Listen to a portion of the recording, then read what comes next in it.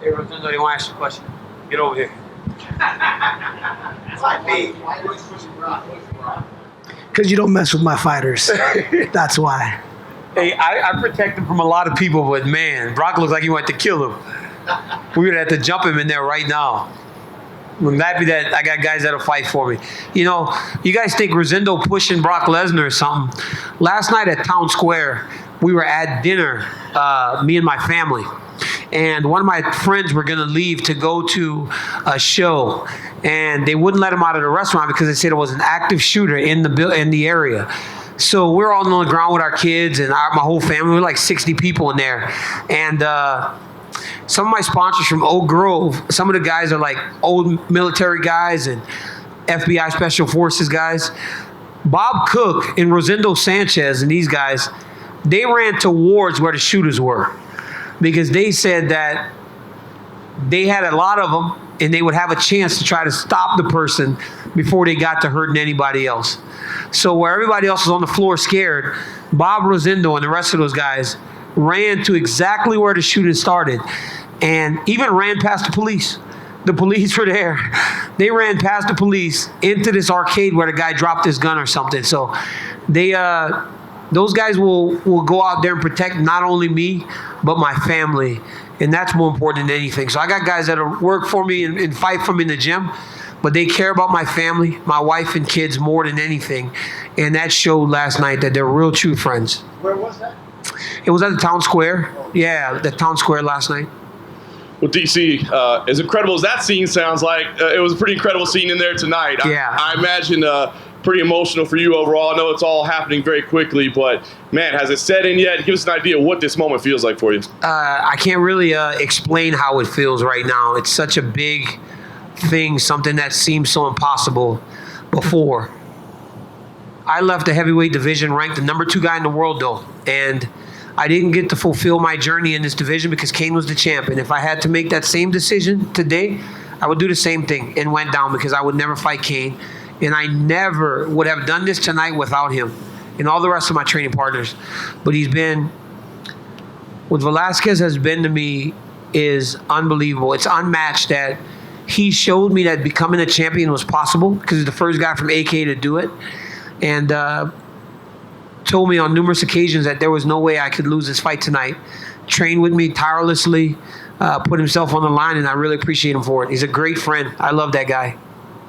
Can you talk about how you felt coming in tonight? Because Dana was here a little earlier, and he said, you know, you were having some back issues in camp. And then he said that, you know, you told us you were fine after the fall. He said, yeah, but he had a little bit of leg issue, you know. Yeah. Now we see your hand wrapped up there as well, which I'm assuming might have happened in the fight. But how banged up were you? How were you feeling coming into tonight? You know, early in the fight camp, it was the extra weight, right? I usually train about 230, but I was training like 245, 250.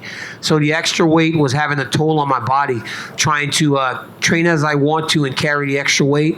It was very difficult. And early, I hurt myself, and I was out. I called Dana. I was supposed to do an EA Sports deal, and I was like, yo, my back is out. I can't even get off the couch. And so I stayed home, and he was like calling me like, how are you feeling? I was like, just give me a few days. I'll get in the hyperbaric chamber, and I'll get back to work. My leg, I fell. I hurt my leg. I had a scratch. It was a little swollen, but whatever, you know. I'm a fighter, man. I'm a grinder. I'll get through whatever I can. I'm 39 years old. Things start to hurt a little bit more as you age. You guys ever think about, like, I'm 39 years old, and I just did this. This is the craziest thing in the world. Can you talk about how the fight was playing out in your mind? Because, I mean, obviously he's a big guy and hits hard, and he was having some success as well. Yeah, you know, when we fight, we try to get the guy's timing. So that's kind of what I was doing, like seeing how he hit and seeing how fast he was and everything. And, you know, he took me down and he tried to punch me, and I was getting up. And, it all hurts. You know, Stipe is a big, strong guy. He's a great champion. But it wasn't anything abnormal. You know, like, I was like, wow, he hits hard, but not abnormally hard. So when I figured that out and I kind of got a bit of his timing and kind of figured that it wasn't going to be one punch that kind of slept me, I was like, okay, now I can start to go forward, march into him, and try to get into the clinch. And that's what I started doing, and I started having success there, you know, hitting him with the jab and hitting him with a couple right hands. And then early in the fight, we got into a clinch position. And you guys know one of my favorite positions is a collar tie and uppercuts. Well, I'm sure they planned for that. But Rosendo and I have been working on going collar tie uppercut and then following it with a right hook. And so after the first one, I think he tried to block the uppercut, but the right hook was coming and it landed beautifully. Yeah. Last thing for me, I mean, you've put this deadline on your career, but you told Fox that, hey, you might want to defend the light heavyweight title. Dana said he's okay with that plan, while you wait for Brock to be eligible. So lay out for us. I mean, I know this just happened and you're enjoying the moment, but lay out for us the fights that are going to happen for you to close your career. I'm going to take some time first. I'm going to go spend some time with my wife, Selena, and my kids, and we're going to go do something and hang out a little bit, and then we'll decide. But I'm at a point now where it's going to be very difficult to fight a Curtis Blades or a, I don't even know who's coming up at 205, to be honest with you. I don't really know who. Maybe Gustafsson fights well in August, but last time Gustafsson and I fought, we made no money. Like, he's got all these fans, but nobody buys pay-per-view. So it's weird. I was like, do you want to go to war and make so much less money? I mean, I fight Brock Lesnar, I'm getting paid. So I want to fight fights that make sense. So this guy's going to have to do something very special to earn a fight for the 205-pound belt, and I'll do it. I'll go down and fight and wait for Brock. So if I fought again around November, I could fight again around March and be done. DC, right here. Can you just describe the scene in the octagon there with Brock, how that all unfolded? How aware were you that he was going to be cage side? Did you only notice after the fight? No, it was weird because I run sprints before every fight. We go out, we find a hallway, and I just bust out as many sprints as I can to get my heart rate up. As I was walking back into the arena, I see Brock Lesnar walking behind me. So I'm like, oh, what's Brock Lesnar doing here? Kind of like, oh, okay. Then when I'm in the octagon waiting for Stipe, he was standing there kind of grimacing, like smirking at me. So I was like, oh, well, I guess Brock Lesnar's here to pick a fight. And so I called him out. I've been knowing him for a long time. I told him I want to kick his butt, and I will kick his butt when we fight. Yeah, and Dana mentioned that a little bit, that you guys have a history. Can you just describe your history? I've known Brock since 1997. That's why when he pushed me like that, it was very odd. I was like, yo, I saw Marty Morgan out there. You never seen Morty's. Last time I saw Morty, Brock was getting his face bashed in by Cain Velasquez. I was like, wow, Morty, you guys are back. Like, they're back in the game, and I've known Brock and I wrestled in the 1998 junior college finals together. I was 197. He was the heavyweight champ. Then when he was at Minnesota, I was at Oklahoma State, so we wrestled each other twice a year in dual meets. Not against each other, but the teams wrestled each other. And then when Brock was wrestling at WWE, he was always great to me and my family. We'd go to the matches. He'd take pictures with my kids. And I guess when you step in the octagon, like your emotions are raised a little bit. And Brock pushed me. And then Rosendo pushed him, which was absolutely crazy. Because Rosendo was like 5'0". And but that's what my team does for me. I know the pro wrestling fan, and you probably really enjoyed that. But, I did. Some of the feedback online is, staged, WWE fake. Staged. They're idiots. Fine, stay broke. You got a guy like Brock Lesnar in front of you, and you don't go crazy on him? Are you crazy? When Brock decided to step in the octagon with me, he's a pro wrestler. He does fake fighting. So I'll do fake fighting with you until I put my fist up inside of your face. I'll do fake fighting with you, Brock, and then I'll punch you upside your head. So yeah, you guys call it fake online. I see a whole bunch of fighters. Oh, it's so fake. I don't want to watch this. Tune in and keep lacing my pockets. You guys got to get on board. These guys get on the microphone after their fights and say, yeah, it's whatever the UFC decides. Okay. And last thing, I know you've been very outspoken against, PED users and everything. You feel that disqualifies you from everything. just address that side of this with situation. Brock's got to be clean, man. I'm not going to fight him if he's not clean. And we'll do USADA testing, and we'll do other testing. We'll do testing above USADA to make sure this man's clean. Because I'm not going to fight him if he's cheating. I've done that on a number of occasions already. I don't want to fight him if he's dirty, man. Do it the right way. Can you elaborate? What can you do? What would your recourse be? You saw it as a standard. What would you be able to do above that? You kind of put me in a hard position, right? Because I can't really say much in terms of USADA because USADA's been great to me. I've been in this testing program since 2001. But when you watch boxing, sometimes the guys do USADA testing and they do independent testing. And I just want him tested all the time. He's going to be getting tested even if I got to pay for it. we'll get him tested as often as we need to make sure he's clean. I want to ask you the personal thing of this. You know, in your career, you've been booed by fans, even though most people in this room would say what a good guy you are, and seem kind of unfair. And you've come up short to John Jones and the biggest events, and you showed your emotion in the ring. To now be able to walk in the ring and you heard the people chanting DC. To win the championship, to finally be on top of the mountain, there's nowhere else to go. What is that like? Oh, Kevin, it's not even. It didn't start with Jones. It dates back to 2000 when I was 15 years old. I went to the World Championships and got third. I was second in the NCAA championships to Cael Sanderson. In the Olympic semifinals, I lost to one of the 10 greatest wrestlers of all time to finish fourth. And then to come and fight Jones and lose twice, I've come up short in a lot of situations, but all those situations are earned. They don't say, well, DC, you're a great guy. We're going to put you in these big spots. I just had never been able to cash in.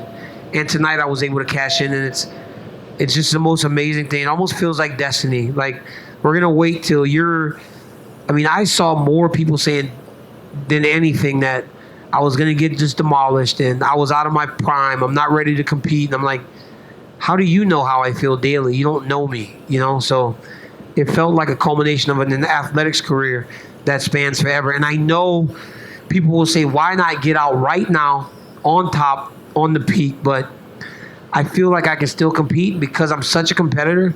I will drive Selena crazy if I don't have anything to do. I'm home at like 2 weeks after the fight, and she's like, go to the gym. Because I'm like wrestling with her and stuff. Is there a chance, I asked Dana this question, but is there a chance that you would stay on beyond March if, let's say for the sake of argument, you defend the light heavyweight title and you're successful against Brock sometime next year, and then that other guy that's out is ready to fight at heavyweight, would you consider another fight with him? I mean, I would if he's around, but I don't know if he's going to be around. But honestly, at this point, does he even deserve it? All of these fights, and I hold the cards now. You may have won the fights, but I hold the cards. I'm the one that competed. I'm the one that went up and did something that you were not going to do. I went and fought the baddest man on the planet, the most successful heavyweight champion of all time, a great guy, a great champion, a guy that does everything the right way, and I won. So I don't know. I don't know if that's going to happen. And I will end with this. You talked before the fight about potentially being the greatest fighter of all time. And, Mighty Mouse would be in that conversation, George St. Pierre, and, of course, you and John. John never actually lost in the octagon. And I know you say his fight last year disqualified him, but he beat you in 2015 when he did not have that issue. USADA wasn't around yet, just to be... Okay. And I guess to end that question, though, do you feel the need then to have a win over him so you can make that argument that I'm? I think that with this, I don't need him. Look, this tonight, right? For everyone that said you're a fake champion, you're not a real champion. Can't question this one, right? You may question that light heavyweight title. You can question it to the grave, but I have something completely separate from him, and I'm very grateful for it because everything was tied to that guy. No matter how much I beat everybody up, it was always, well, you lost to Jones. Now, in this heavyweight division, a division that I never got to compete in and complete my journey in, I went and I completed it and became the champ. So I'm a champion. I am one of the greatest fighters of all time. And you're right. I love DJ and I love GSP. And it's going to be one of the three of us. Daniel, to your left. You've accomplished so much at light heavyweight as a light heavyweight champion. In a way, it sometimes kind of overshadowed all your accomplishments at heavyweight just a few years back. Undefeated, never lost a round, beat a who's who of heavyweight contenders, champion in another organization. Now that you're the heavyweight champion as well, do you think that, let's say you defended the heavyweight title a couple of times, that there could actually be a debate about were you a greater heavyweight or a greater light heavyweight? Could kind of bring that back into focus? I think now when you get two championships, people are going to question that regardless. Like, I mean, at 205, we never started starching guys like this, not at this level, and always going to. The fact that you're in the conversation and people are talking about you is what you want. You just don't want to be a person that people aren't different about. As long as they're talking, I'm happy. And just my quick follow-up to that, because I know you have commented that leading up to this fight about the GOAT conversation, the greatest of all time. It seems like it's definitely a bullet point in your favor that you're part of two conversations now. Yeah. And the other guys that we talk about in that context are not really talked about that way, where we compare them in two simultaneous divisions. Do you agree? Yeah, well, that's a big honor for me to separate myself from some of the greatest fighters of all time. It is a massive, massive honor. Only Conor McGregor did it at the same exact time. It's a big deal, you know. It's a big deal, and I'm very excited about it. DC, right here. You said you hold the cards now, holding the two belts, and do you envision? I mean, you got Lesnar next. Dana White says you got Lesnar next. Do you envision a rematch with Stipe one day? Stipe is such a great fighter that he may go and just knock everybody else again and find himself right back in the same position. Not many guys can beat him. This result tonight changes nothing about Stipe Miocic. He's a true champion in every sense of the word, and he's got a beautiful wife at home. They're about to have their first kid, and I wish him nothing but luck when he comes back. But he may find himself back in that position. It just has to be before March 20th, 2019. Because if it's past that date, I'm not doing it. And you mentioned wrestling Sanderson 6 times in college, the Jones fights. Chasing to do something great. Was that the thing that has been driving you to now? It's my whole life. I mean, it's my whole life. I represented Team USA for the first time when I was 15 years old. And that's what I've done my whole life. I said this on a few occasions this week. I've lived in these moments. You know, these big fights, big stages for wrestling, big sports moments. And I just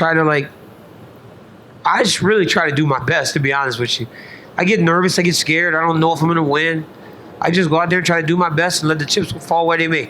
I'm going to go out there and fight everybody. I'm not afraid of anybody. I feel like my skills match up with most people. And I'll just go fight. I'll just let it all fly. And that's what I do. And it's worked 21 out of 23 times. And I think that's a pretty good percentage. DC, to your left, you said that you saw Brock Lesnar, you weren't expecting him. So what do you think you would have said after the fight had Brock Lesnar not even been a part of the picture if he wasn't here tonight? Do you know what you would have said or what you were thinking of saying? Yeah, I would have said, Bob, Joe, I don't know, you know, and because I was feeling exactly that until I saw him. I was like, okay, I need to tell this guy something because he's obviously here for a fight, but just be forever grateful and thankful for the opportunities the UFC has given me. Thank Dana White and the fans that support me. I love them and tell them I appreciate them not giving up on me, even in my darkest moments. Say I love you to Selena, my son Daniel, and my daughter Marquita. Tell my mom and dad I love them. Those types of things. So in essence, Brock Lesnar stopped me from crying in the octagon again. Yeah, he kind of distracted me from saying all that stuff, and that would have made me cry again. I don't need to be another meme. You say there's no other 205ers out there that are standing out to you to be next. And Volkov was here. He weighed in, so obviously he's thought of as a high contender. Won't fight him. Okay. And not a big enough fight. Lewis got a win. Wasn't the prettiest win, but... Not a big enough fight. So it's Lesnar, and that's it. It's going to be Lesnar or a guy like Miocic, Jones, big fights. Does that mean you'll relinquish the light heavyweight belt sooner rather than later and let that If Gustafsson does something very special, I'll go fight him again because he's been acting like he won the first fight.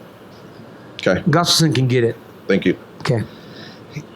Daniel, DC, it was right here. Okay. It was great watching you celebrate with your team in the octagon. It was great watching you celebrate with your family. As we were walking over here, we saw your kids holding each one of your belts, which was a great visual. But have you had a chance to talk to Cain yet? Yeah. What was that like, and what did Cain say to you? Cain Velasquez was in the back because he always comes to the fights. He sits in the back with me, warm up.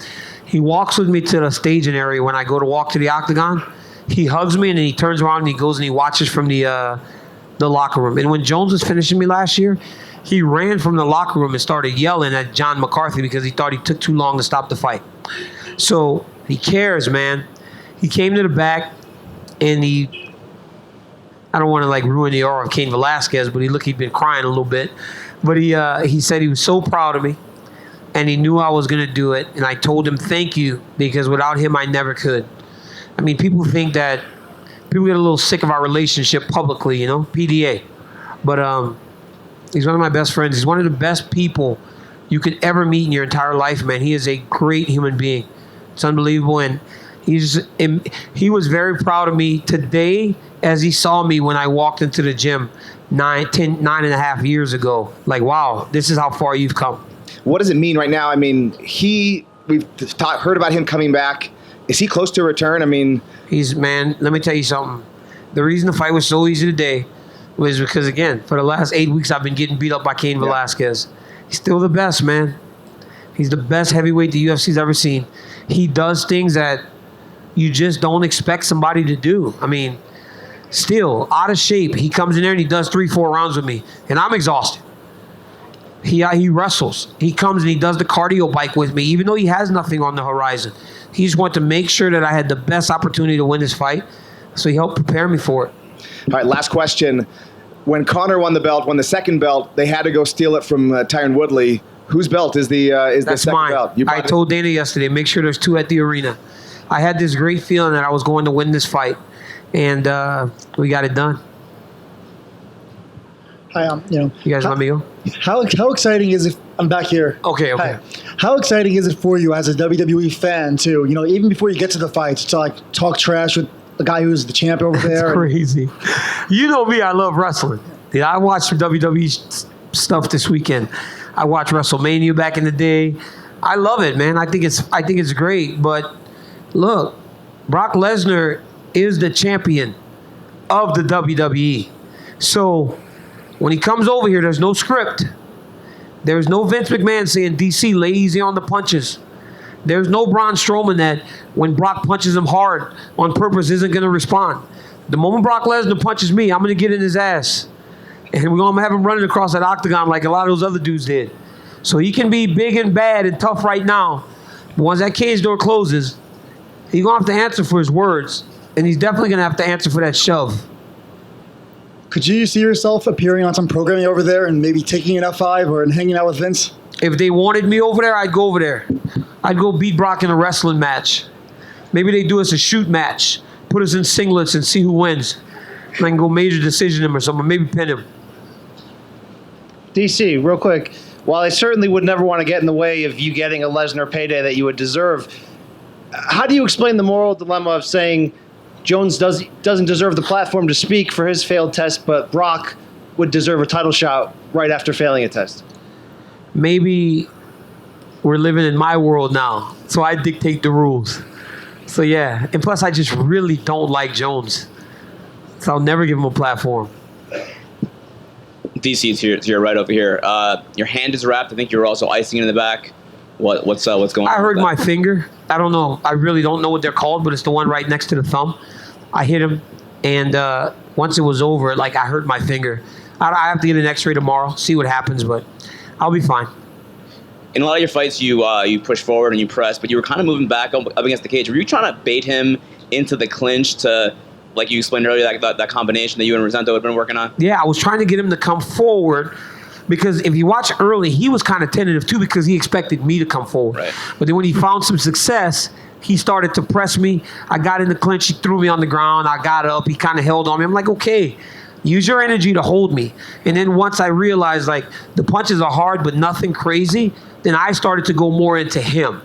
And that's when I'm at my best. And most guys wilt, and Stipe's a great guy and I like him, but there's one habit that he has. Every time he gets out of the clinch, he leaves his hands low. Guys just don't put him in the clinch enough.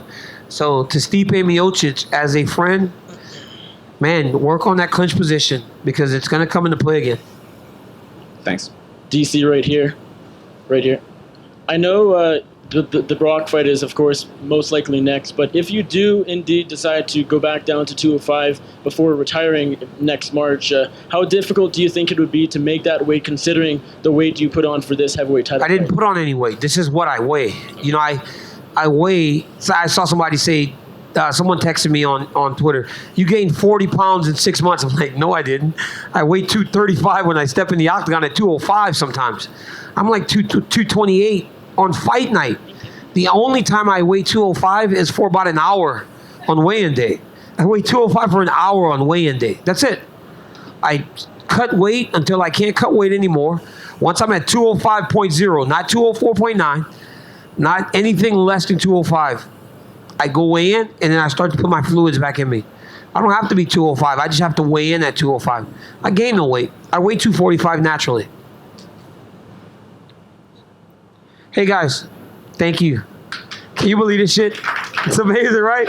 It's fucking crazy. Let's get some photos. Get over here. I want my pictures to live forever like Connor's did.